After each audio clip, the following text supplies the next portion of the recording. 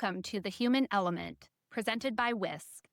I'm your host, Barb Biden, and in each episode, I sit down with CHROs and senior HR leaders to explore how AI, innovation, and human insight are reshaping the future of HR.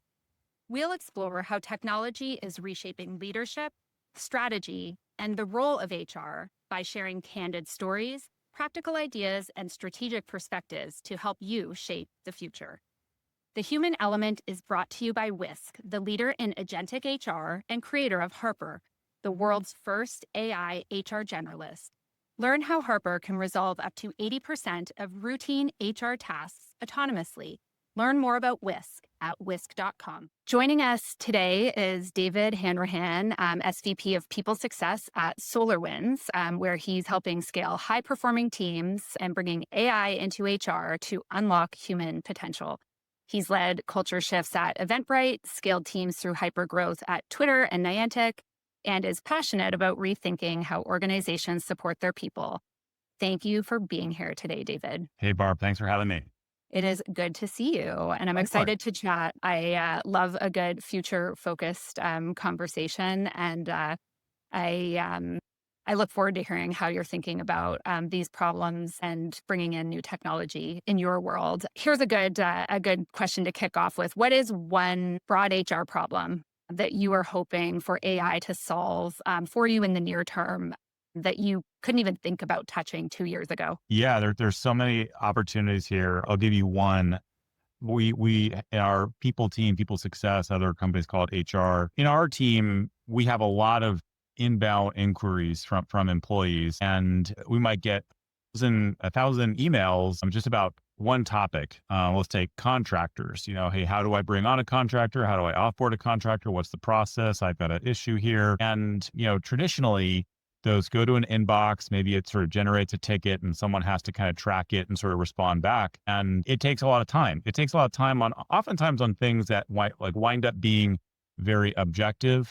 There's a policy there. There's something here where it's not requiring a ton of, independent thought and discretion, if you will, or sort of judgment. But yet they take up a lot of HR teams' time and bandwidth. And so something that we've first started with as a pilot and now looking to implement within our own HRIS is effectively, a chatbot, and is effectively something that can take off the plate of the business partners, the people ops team, can take off the plate of a number of different people, this high burden but low complexity question answering they have to do, and just sort of create the visibility for that employee the answers immediately. That's the other thing. A lot of employees on these things, they want really immediate responses, sometimes on things like benefits or a payroll item. And so again, that just in recent past, that was still a very human operation. Or you point someone to, here's the knowledge center. And now we can have a dialogue back and forth with chat, with AI that is giving time back for higher order stuff for the people team. Oh, 100%. I mean, the excitement in teams, I think, around what this can unlock in terms of what they can focus on instead is palpable, right? Where in places where you hear leaders talking about it and the way you're describing it, I think it's super exciting for those routine and repetitive, low level, ticket taking tasks. I know you are a very deep in your talent attraction, talent acquisition focus, as am I as a former recruiting leader. I think you probably have some interesting thoughts on specifically where AI can touch the recruiting world. So if you think maybe across sourcing, screening, scheduling, assessment, all those pieces, where are you expecting AI to deliver the biggest lift there? Yeah, I think recruiting is probably where you're seeing the most innovation and investment. When you think about the HCM stack, at last glance, it looked like more than half of all HCM related companies were in the recruiting space. And so on those, you mentioned sourcing, screening, scheduling, assessment. There are tools, really cool, innovative tools that are coming up in each of those different use cases. In some cases, all of them combined. The sourcing part, if you think about the difficulty of synthesis of information, of mining a lot of records, that exist in the world. This is where, AI is really good, where the human mind just can't sort of process all this complicated information, synthesis of information. Sourcing is a really, kind of ideal use case. And it's also external or publicly available information versus internal information has to sort through. if your job description that you post, it might have the addressable market of those candidates might be over 1 million people, depending upon if it's remote or, or local. It might be 1,000 people, but still, your stretched recruiting team, whether you have a sourcer or, full cycle recruiters, that's a lot. It's a lot, whether you're doing Boolean search or you're doing something to kind of try and filter, you're still having to not only filter through those profiles, but then reach out to them, then do first pass sort of back and forth assessment, then sort of, relay those assessments of like, hey, I went through 1,000 profiles and I got 50, and then taking the 50 down to 10. You're seeing tools on the sourcing and even screening side combined that are doing that. They're doing that for the recruiter and the hiring manager, which allows the recruiter to kind of up level into this term that some companies are calling like more talent advisor. They're playing, less of the role of sort of pure mining of information, but more of creating the opinion, creating a connection with the candidate. Cause we've gotten this, 100 down to 10, let's say, and I need to sort of like pitch these folks and establish the human connection with them, and then sort of play a role to sort of shepherd and guide the hiring manager and spend more of my time understanding the team's needs and being a shepherd, a guide, an advisor to, kind of bringing in great talent as opposed to doing the mining and the screening. So I think we're going to see more of that. And I think that can extend nicely into scheduling and extend nicely into a first pass of assessing on the live call with someone. So I'm excited about that. We haven't, we're still exploring, at SolarWinds on this up. My great head of TA, Michelle, have been looking at a lot of these tools. Right now, most of our AI in the recruiting side has been like generated assessment summaries, which I found really cool. Greenhouse does this now as well as others. But, previously, even the assessment, from the panel of 5 to 7 people is still kind of hard to parse. It's less records than 100 candidate profiles, but it's hard to parse. And I've found that the first pass of this candidate scored well on this, but interviewers commented on a concern around X. I've seen that just in a couple of cases where I didn't pick that up. That's amazing. I didn't really pick up on that. And it's helping the interview team, the panels, the hiring managers to be much more honest and sort of like straightforward of whether we're addressing the right concerns. I think it's helping us up level on talent just by having that in front of us. Yeah, it's almost as if and not almost as if we have had that great feedback in written notes, right, from leaders and people who are participating in the interviewing process. And the AI technology that's available is helping pick up all of the thematic feedback and consolidate it in a way that is actually like we weren't doing a great job of necessarily picking up on in an appropriate way. It's sort of like what catches your eye is how a human would pick it up. That's not how AI is picking it up. It's making sure we see the predominant themes, which is amazing, right? It's taking something we were already doing and making it much more quality for us from my point of view. I know you're just thinking about, the ways in which you're going to build out your tech stack with AI playing a prominent role. If we look at that recruiting stack and take, say, like a recent example of just like a new hire, and were to hypothetically paint a picture of the future of how AI could play a starring role, like from the beginning of that candidate's process with your company, like right through to hire and even onboarding. What would you see that looking like in a hypothetical future? What what would it look like to automate more of this? Yeah, what do you think the candidate's path is going to look like in the future, and then maybe on your team's side? What might that look like in terms of potential tools that they would interact with or places where they'd have AI touch points?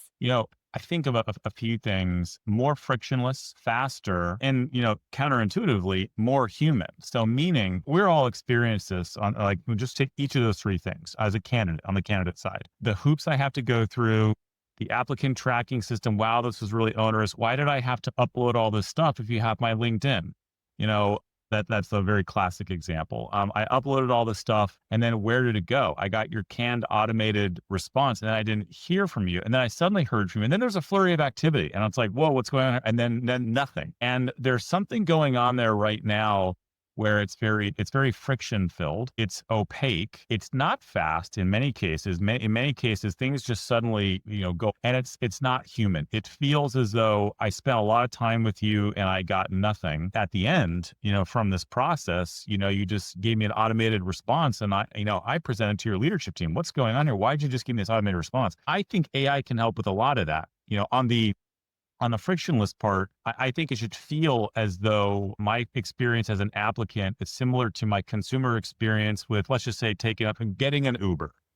I think it should be as frictionless and delightful to kind of go through an applicant process with AI, versus where we've been in more recent years with the clunkiness of a lot of ATS systems. I think the relative opacity, how opaque it is right now for candidates, I think it should feel as though it's visualized to me where things are at. And I'm getting automated updates that can be generated from what's going on the back end. There are meetings happening. There are hiring managers looking at your resume right now. There's little nudges I'm getting in between now and the next step that is making it known to me that I'm still in consideration. There's a process being played out now that nudges to the recruiter as well to check in. It's been 5 days since this candidate has been talked to. And lastly, on the human part of it, I think right now it can feel as though there's I can't talk to anyone. Is there room for lack of better words, a virtual recruiter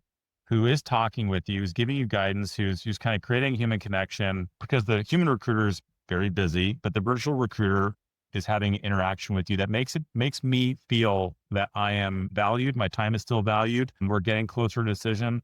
That's the dream. I think that would be the goal as you automate these things. The automation should not feel like a less human process. It shouldn't feel like a more opaque process. It shouldn't feel like a more friction-filled process.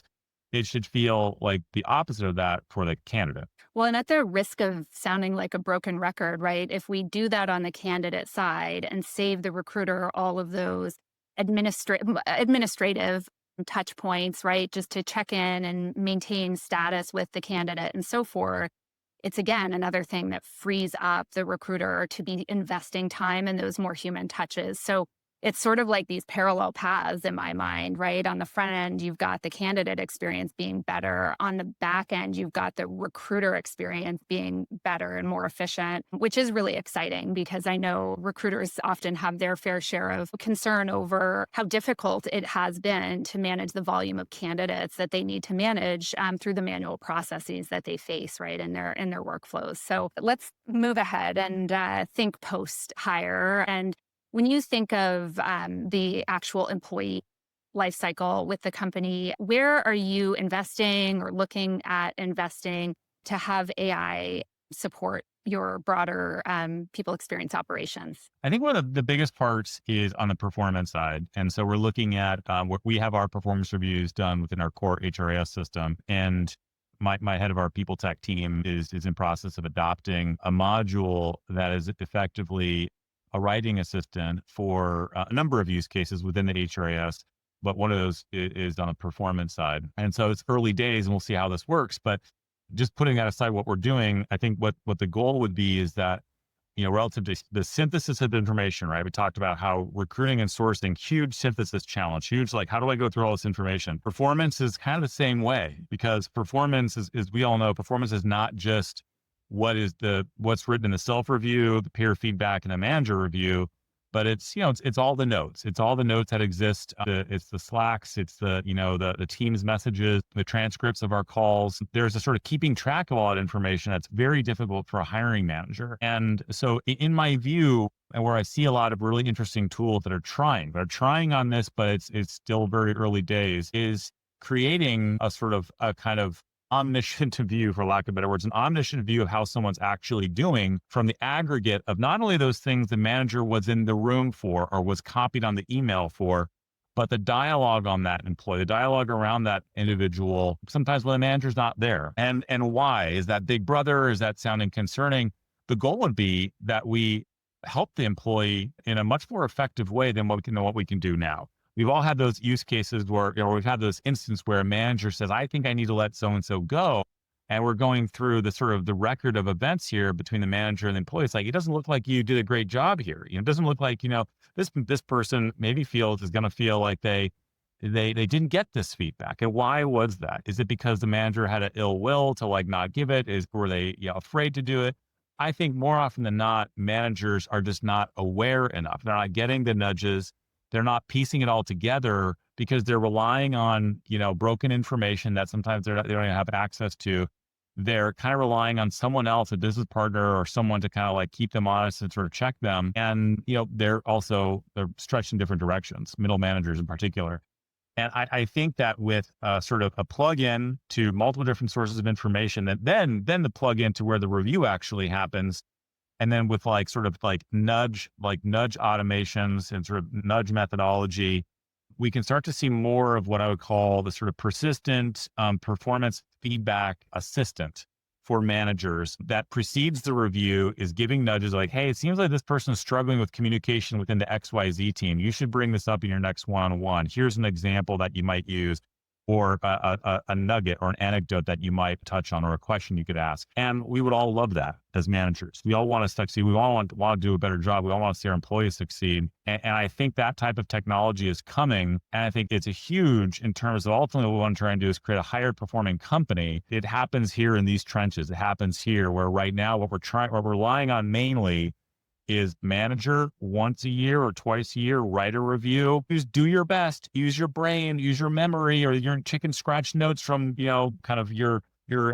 folder or whatever, your yellow pad. And it's not doing it. And I think this is where AI can play a huge role and help create higher performing companies. I mean, we could have 3 more shows just talking about how AI is going to help elevate performance in an organization in these ways, which I think is, as you're saying, it's actually better for companies, but it is better for employees, even though sometimes that sort of omniscient viewpoint and like multiple data points is still getting a little bit of a bad rap. I think it's ultimately going to lead to people getting more timely feedback and all the things you mentioned. But we don't have 3 more shows, and we are almost out of time. I want to hit our lightning round questions before we wrap up, but this has been awesome. I could talk for the rest of the morning. So first is, what is one AI tool that you personally use that saves you time every week? Oh my gosh, I feel like I'm going to be saying the same company here for all of these questions, but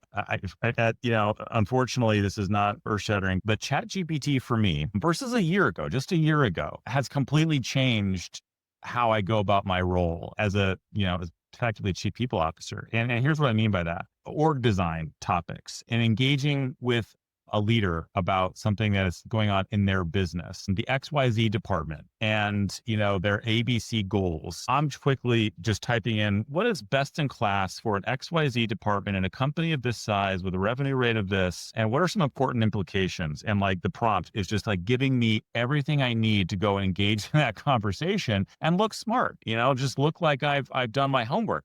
What would I have done in the past? I'm probably Googling stuff for articles. Like a year ago, I'm probably Googling articles and just seeing if anyone wrote a Medium post on this one thing, or I'm going to my chief people officer network of like, has anyone ever seen this in their XYZ department, or what is the reporting structure you typically see? And then 3 people respond, and it's like very biased in what I'm taking in. And that's completely changed. I still go to my community for some of this stuff, but I'm not Googling this stuff anymore. I'm going to ChatGPT, and it's creating immense value add and time saving for me each week. Well, you warned me, but I'll test you on this one. If you had to pick one AI tool to keep and drop the rest, which one would it be that you would keep, and why? Okay, internally is on the HCM stack, the engagement survey summary, AI summary. I won't mention the vendor that we use because I think there's different ones that do this, but the AI summary of the comments within your engagement survey is hugely useful. And I think this is where we oftentimes go, which is like, okay, the data says this in the engagement survey, but what are the comments saying? And what is associated with higher or lower engagement? What are some interesting kind of called variable, sort of a slices of this data relative to the comments. The AI comment summary and the engagement survey tool is probably the next outside of recruiting that is making my job easier. Totally. I mean, if I were to sum up, what I'm taking away from our conversation is, first of all, the aspect of the human aspects of our team's work, getting to be deeper, more strategic in a sense, getting the teams focused on the things that add value from the recruiting process to how teams are spending their time not answering ideally tier one support ticketing questions. But also, it's this idea of in places where we've already been doing the work and have this like volume of information that we maybe haven't been leveraging as well as we could have. It's going to give our teams like an opportunity to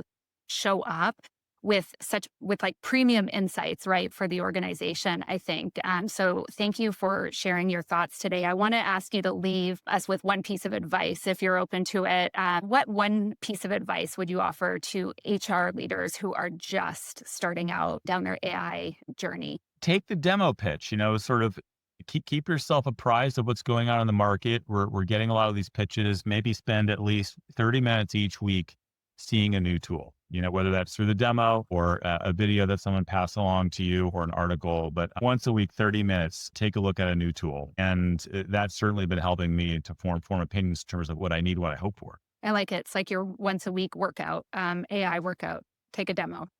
Thanks, David. Thanks for spending time with me this morning. I appreciate it. Good to see you. Yes. Thank you for joining us on The Human Element, presented by Whisk. If you enjoyed this conversation, be sure to follow The Human Element wherever you get your podcasts. I'm Barb Biden. Thanks for listening, and we'll see you next time.